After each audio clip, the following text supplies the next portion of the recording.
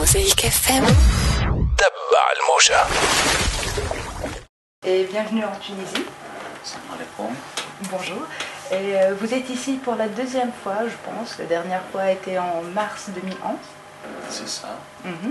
Et vous venez pour présenter votre nouveau spectacle, c'est bien ça? Alors, c'est un spectacle que je joue déjà depuis 1 an, Rendez-nous Jésus. Ah, Rendez-nous Jésus. Ouais. D'accord. Et si vous parlez un peu de ce spectacle. oui, je peux vous en parler. En fait, c'est un spectacle donc, que j'ai joué un peu partout en France. J'ai pas mal de problèmes de censure parce qu'en France, c'est une liberté d'expression qui est vraiment à 2 vitesses. C'était le cas ici il y a encore quelques temps, mais je crois que les choses sont en train d'évoluer favorablement. J'espère que cette même révolution arrivera dans notre pays. Donc c'est un spectacle qui a été effectivement pas mal censuré, notamment en Belgique. Et puis c'est un spectacle qui parle un petit peu de Jésus, prophète pour les uns, fils de Dieu pour d'autres, et puis même beaucoup moins que ça pour certains. Et donc voilà, au travers de je prends cet argument-là en fait pour aborder un petit peu tous les sujets de société. Je parle aussi bien de Dominique Strauss-Kahn que Jésus dans le monde, Jésus en Afrique, Jésus pour les Chinois, Jésus pour les... Et pourquoi ça a été censuré en Belgique? En Belgique et en France, il y a une grande censure, c'est surtout la pression du lobby juif, le lobby sioniste français qui est extrêmement hargneux et extrêmement belliqueux à mon endroit. Et donc systématiquement, ils essayent de faire pression et ils ont effectivement des moyens pour faire pression sur les politiques, notamment en France, qui sont très sensibles évidemment à tout ce qui touche... C'est par rapport au contenu du spectacle ou par rapport à vous? Oui, c'est un spectacle qui tente de rapprocher chrétiens et musulmans dans un combat commun contre l'esprit satanique que l'on peut voir aujourd'hui un peu partout sur la planète, toutes ces injustices. Et je pense que cet axe-là ne plaît pas à tous les marchands du temple, en fait. C'est les juifs qui représentent cet axe satanique? Je ferai pas d'amalgame entre les juifs et... en tout cas, les sionistes, certainement, il y a dans les sionistes beaucoup de juifs. Alors évidemment, les juifs, pour les juifs, Jésus était considéré non pas comme un prophète, mais comme un fils d'une prostituée, Marie, qui pour d'autres est vue comme une sainte. Donc il y a toujours eu autour de ce sujet-là, de la part de la communauté juive, un regard extrêmement hostile à l'endroit de Jésus. Donc ce qui fait qu'effectivement, là c'était à la fois les sionistes et à la fois certains religieux juifs qui se sont montrés hostiles envers ce spectacle. Mais voilà, moi je ne peux pas dire qu'il n'y a pas d'amalgame sur le fait que les juifs sont... Non, je me garde bien de cela, même si effectivement lorsqu'on regarde aujourd'hui des Rothschild à ce qui se passe en Israël, effectivement il y a là un axe qui me paraît être satanique, c'est vrai. Donc si j'ai bien compris, il y a un aspect religieux qui est très présent dans ce spectacle. Oui. Donc est-ce que vous avez intégré quelques passages spécialement pour le public tunisien? Il y a un personnage intérieur qui devrait parler peut-être un peu plus, un imam de la banlieue parisienne qui s'exprime dans mon spectacle, qui va parler de Jésus, en tout cas son sentiment et d'un Jésus, mais il y a aussi un prêtre africain. Enfin, tout le monde, les Africains sont très présents dans mon spectacle. Donc je pense qu'ici, en Tunisie, en Afrique, on devrait normalement apprécier. En 2010, vous étiez interdit de jouer en Tunisie, donc oui. Si vous nous dites pourquoi? À l'époque, j'ai été interdit de jouer ici en Tunisie. Je crois qu'il y avait une demande d'autorisation qui avait été faite et qui a été refusée sous la pression de politiques français, qui sont d'ailleurs encore en France extrêmement présents, qui avaient soutenu d'ailleurs l'ancien dictateur Ben Ali.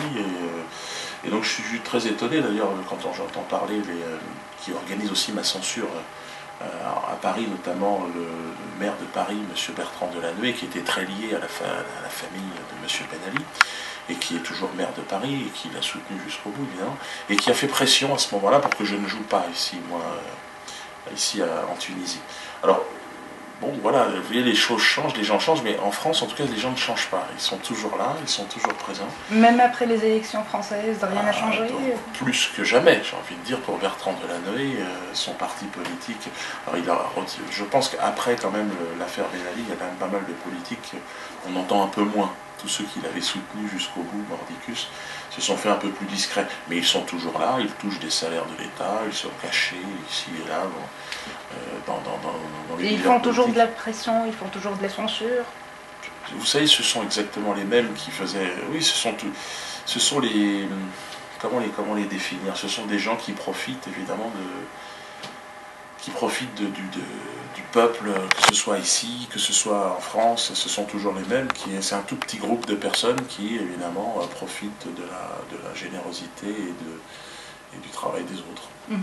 En mars 2011, vous avez présenté votre spectacle Mahmoud devant le public tunisien. Si vous me dites quels sont vos souvenirs que vous gardez de ce spectacle. Très bien, j'ai toujours eu un très bon souvenir, j'ai toujours été très bien accueilli. Ça commence à l'aéroport avec le public, les voyageurs tunisiens. Je remarque que effectivement la frontière entre la France, entre mon travail et puis la Tunisie n'existe pas vraiment grâce à Internet, grâce à la télévision. Je ne connais pas ici toutes les sources de médias, mais Internet, moi je ne passe quasiment dans aucune émission de radio en France.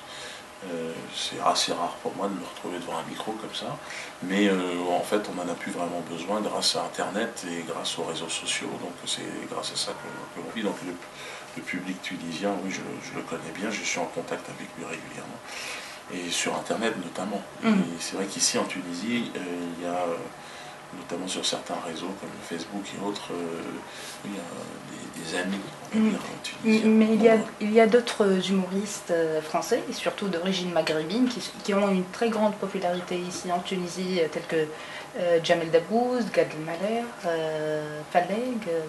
Vous préférez qui de ces trois? Moi, j'aime pas du tout Gad Elmaleh parce que personnellement, tous les humoristes sionistes ne me plaisent pas du tout. Pour moi, vous parlez, c'est avant tout un humoriste israélien, plus qu'un humoriste maghrébin. Il a fait partie de ceux qui ont organisé la censure. Vous savez, et vous le savez bien mieux que moi ici, de toute façon, toute la différence entre ces gens qui sont partis aussi du Maghreb pour des raisons qui me sont moins inconnues. Moi, je suis d'origine camerounaise personnellement, et ma famille est encore là-bas au Cameroun. Si vous me parlez de Gad Elmaleh, alors Jamel Debbouze c'est très différent, c'est vraiment, je dirais, comme un petit frère, puisqu'il a commencé dans mon environnement, et j'ai toujours eu, et d'ailleurs on a eu ensemble à gérer des choses, et notamment face à ce... Mais Jamel Debbouze, face à ce lobby sioniste, Jamel Debbouze, il a préféré évidemment de collaborer avec ses forces. Moi, non. Et Gad Elmaleh en fait partie pleinement, oui. Alors, donc, évidemment... Il a préféré Donc, quelles sont vos impressions? Quelle est votre position? Il a préféré collaborer avec le sionisme. Et quelle est votre position par rapport à ça? Vous savez, si on veut rouler en Ferrari, c'est mieux de faire ça. Parce que c'est plus rentable sur le plan économique. Après, avec le temps, je pense que c'est moins... Moi, je suis le père de 7 enfants, j'ai aussi maintenant le souci de transmettre aussi ce que c'est que des valeurs morales, des choses comme ça. Donc il faut laisser le temps aux artistes de prendre conscience et puis de profiter aussi peut-être de ces choses pour pouvoir mieux les relativiser. On ne roule pas jusqu'à la fin de ses jours en Ferrari, ça n'a plus aucun intérêt. On ne part pas dans l'au-delà avec une Ferrari. Donc Jamel, il doit passer par toutes ces étapes pour revenir à un moment donné à ses valeurs, qui sont les valeurs de sa famille d'ailleurs, qui sont des valeurs de partage, des valeurs... Mais bon, pour l'instant, il est dans une dynamique extrêmement égoïste que je peux comprendre. Vous avez dit que vous êtes en contact toujours avec le public tunisien sur Internet, mais est-ce que vous avez une idée sur les humoristes tunisiens qui font du one-man show? J'en connais quelques-uns, enfin j'en ai vu, mais très peu évidemment, puisque la plupart des... Moi je passe mon temps dans des salles en France, un peu partout dans la francophonie. Je ne connais pas, et ils sont invités à venir me voir, en tout cas à me rencontrer au Théâtre de la Main d'Or s'ils ont besoin d'un pied-à-terre. Mais évidemment, moi je m'adresse au public qui sont mon théâtre et mon public d'ailleurs, ce sont des gens qui sont quand même un peu en rupture avec l'univers, on va dire, classique du one-man show. Donc les humoristes que je côtoie, vous ne les retrouverez pas à la télévision, sur les chaînes de radio, enfin les antennes radiophoniques françaises. Il y a des gens qui pensent que votre humour, vos spectacles, où il y a des questions politiques, religieuses, un peu, disons, élitistes.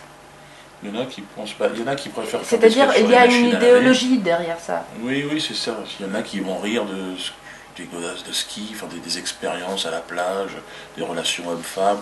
Bon, moi, je préfère discuter des injustices, si vous voulez. Alors évidemment, ça dérange. Et c'est ce qu'un... C'est pas accessible à tout le monde. Ah, les injustices, si on veut bien regarder, on peut les voir, mais on peut aussi refuser de les voir et de se dire que voilà, ce qui est amusant, c'est bon, bah, l'espace humoristique entre l'homme et la femme, les machines à laver, enfin les sujets qui ne traitent pas, qui n'entraînent aucune conséquence, on va dire, débat ou autre, quoi. Ça dérange pas. Ça dérange pas, alors que bon, je pense que le rôle de l'humoriste, moi, dans une société, c'est de mettre le doigt là où ça fait mal, là où si j'ai été refusé de venir travailler ici à l'époque de Ben Ali, c'est le sens de mon travail aussi. Je suis assez heureux, moi, d'être, si vous voulez, montré du doigt par les milieux, par les marchands du temple, si vous voulez, par la haute finance et par ces gens qui font la politique aujourd'hui en France. Mais je sais que le public, lui, il est très nombreux, l'opinion publique est plutôt, mais plutôt favorable. Élitiste, je ne pense pas. Il y a des gens qui vous diront que parfois c'est un peu vulgaire ou autre, mais je ne crois pas non plus être complètement vulgaire. Je pense être dans ce que les gens attendent, puis de toute façon dans un univers qui est le mien. Il y a des gens même qui vous trouvent un peu insultant pour... Antisémite. Antisémite, souvent. C'est ce qui revient, c'est je suis un artiste antisémite. Antisémite ou antisioniste? Bah, non, mais c'est-à-dire que c'est ce que les sionistes disent. Je suis...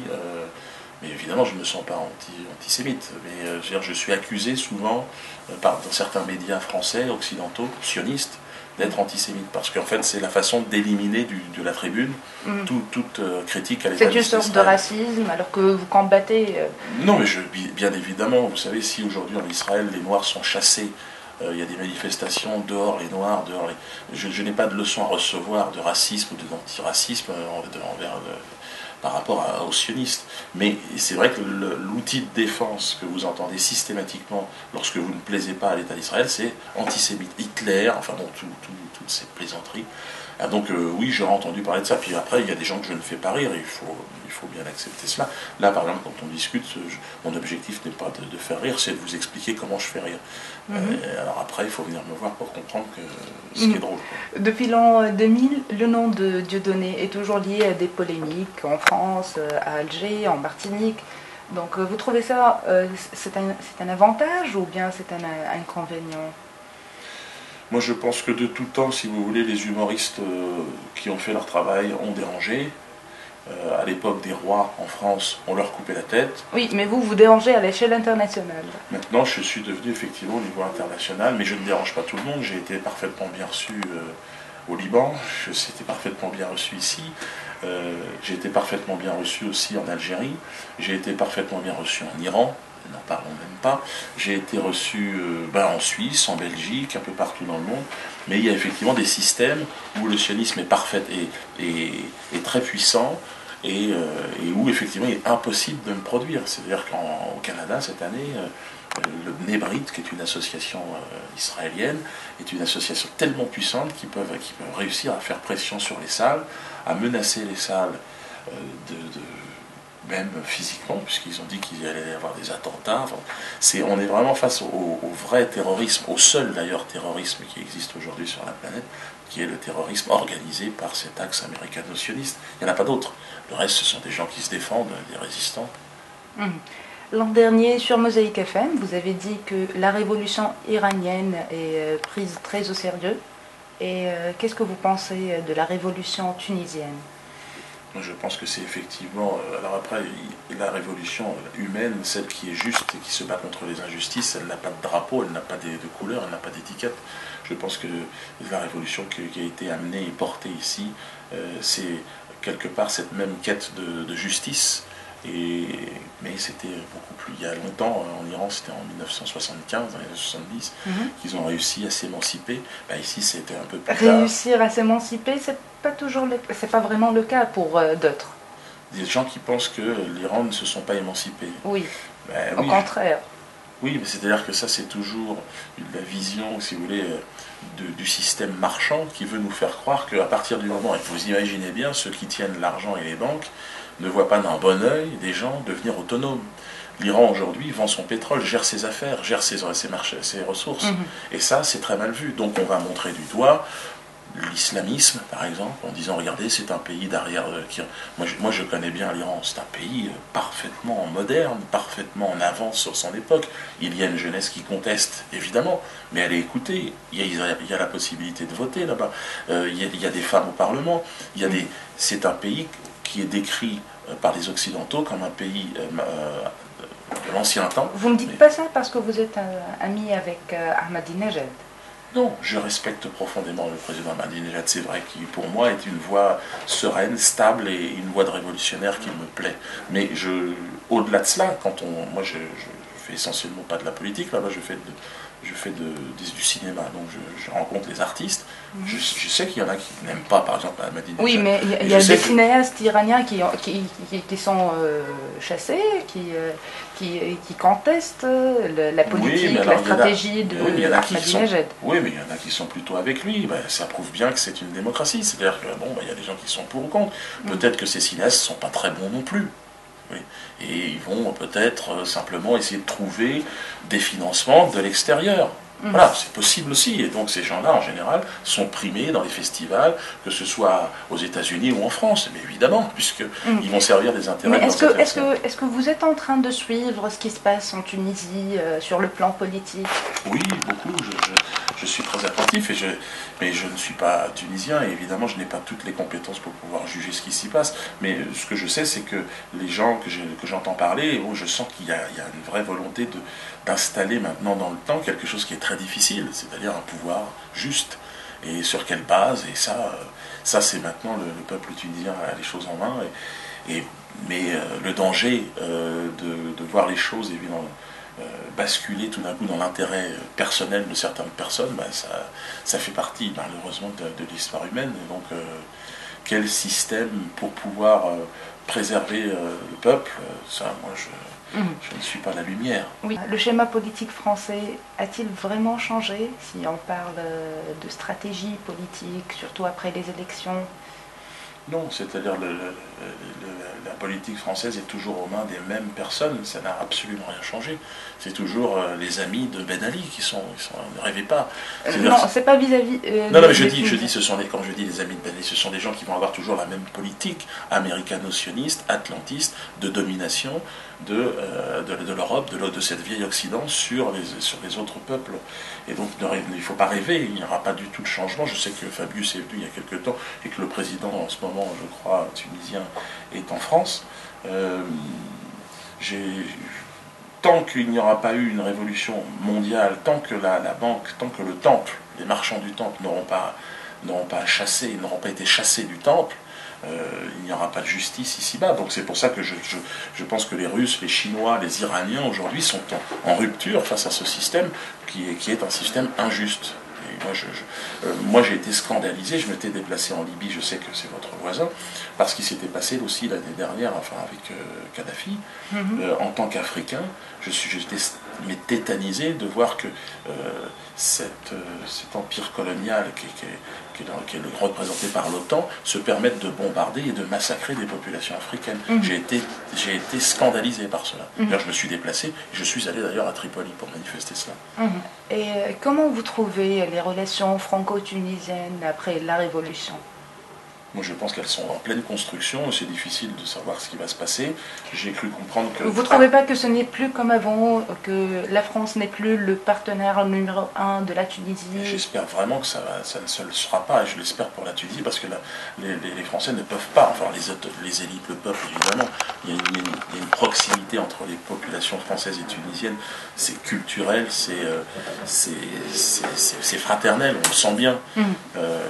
Mais les élites, je pense, françaises, sont complètement contre votre révolution. D'ailleurs, la France a soutenu Ben Ali, ne l'oubliez pas. Et ceux qui sont encore en pouvoir en France, ce sont les amis de Ben Ali. Ce sont les amis de George Bush, et ce sont les amis d'Israël. C'est ça la réalité des choses. Après, comment est-ce qu'il est possible de montrer un système politique qui soit indépendant? On le voit aujourd'hui avec ce qui se passe en Égypte. Jusqu'où est possible la révolution? On voit bien que les discussions avec les militaires, avec tout ça, est-ce qu'il peut y avoir une véritable indépendance des pays arabo-musulmans aujourd'hui qui représentent un tel intérêt économique par rapport au pétrole, par rapport au tourisme. Bon, ça je ne le sais pas et c'est pas à moi de donner les explications. Par contre, moi j'ai le droit de rire de tout cela. Selon vous, Dieudonné, quel rapport entre la politique et la culture? Parce qu'il y a des gens qui disent qu'il ne faut pas politiser la culture. C'est faux. La culture est le bras armé, si vous voulez, de la politique. Hollywood, regardez bien les films hollywoodiens. Regardez qui sont les méchants et qui sont les gentils. Ce sont toujours les mêmes. Le méchant, au moment de la guerre froide contre la Russie, c'était évidemment les Russes. Avant, c'était les Allemands. Et maintenant, ce sont les Arabes. Et bientôt, les Chinois, si les Chinois ne se plient pas aux intérêts économiques américains et américano-sionistes. Donc, la culture est là, si vous voulez, pour servir les intérêts d'un pouvoir économique. Et ça coûte cher, la culture, parce que faire des films, ça coûte très cher. Et c'est pour ça que aujourd'hui, au Festival de Farge, à Téhéran, il y a un nouveau cinéma qui est en train d'arriver, qui est extrêmement intéressant. Et le cinéma iranien est passionnant pour cela. Il y a une autre vision des choses, une autre vision du 11 septembre, par exemple, que vous ne verrez jamais, les attentats du 11 septembre 2001. C'est une vision qui parle aux gens. Quand vous dites que la culture, c'est-à-dire tous les produits culturels qui ont servi, pour ne prendre que cet exemple, la version officielle des attentats du 11 septembre, c'est tous les films, c'est pour dire, voilà, les méchants musulmans qui viennent maintenant manger, enfin chercher, nous terroriser, poser des bombes. Tout cela, entre cela et les dessins, ça fait partie de la culture en France, sur le prophète. Ça, c'est la culture, ce qu'on appelle. Est-ce que ça n'est pas politique, ça?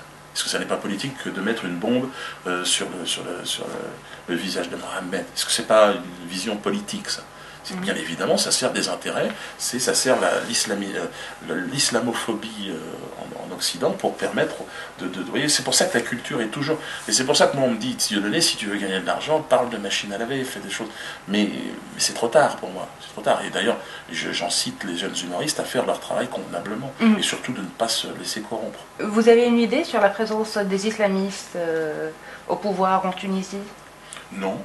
Mais encore une fois, l'islam n'est pas... Vous savez au moins qu'on a des islamistes au pouvoir en Tunisie? Non, j'ai rencontré certaines personnes. Je n'ai rencontré aucun politique ici. Donc les seules personnes avec qui j'ai pu discuter m'ont dit que les choses étaient en train de se mettre en place, que c'était pas aussi simple que ça en avait l'air, et que c'est toujours pareil, que quand on dit islamiste, vous savez... on dit aussi que l'Arabie Saoudite, c'est un pays, une terre d'islam.